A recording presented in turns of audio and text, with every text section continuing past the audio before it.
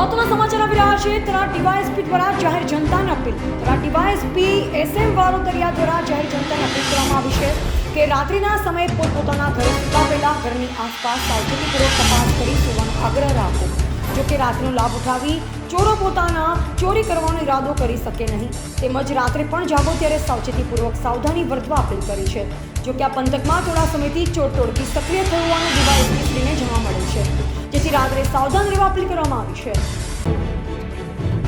આથી થરાદ વિસ્તારની વાવ વિસ્તારની સુઈગામ, અવસરી, અનેરા, માથાવાડા વગેરે વિસ્તારની જનતાને જાણ કરવામાં આવે છે કે હું ડીવાયએસપી SM વારોતરિયા થરાદ આપને વિનંતી કરું છું કે તમે જ્યારે રાત્રિના સમયે રોડને કાંઠે તમે વાડીએ સૂતા હો ત્યારે અને ઘરની બહાર સૂતા હોય ત્યારે સાવચેત રહેવું, કારણ કે અત્યારે એવી ચોર ટોળકી એક્ટિવ થઈ ગઈ છે। જે ચોર ટોળકી રાત્રે તમે જ્યારે ઘરની બહાર સૂતા હો છો ત્યારે તમારા ઘરના દરવાજા જો ખુલ્લા હોય તો અંદરથી તમારા કિંમતી ઘરેણાં અને રૂપિયા ચોરીને લઈ જાય છે।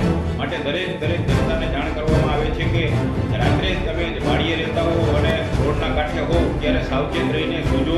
બહાર સૂવું ત્યારે તમારા ઘરના દરવાજા ખુલ્લા ના રહી જાય અને તાળા મારવા વિનંતી છે, જેથી કરીને તમારો કિંમતી સામાન સહી સલામત રહે।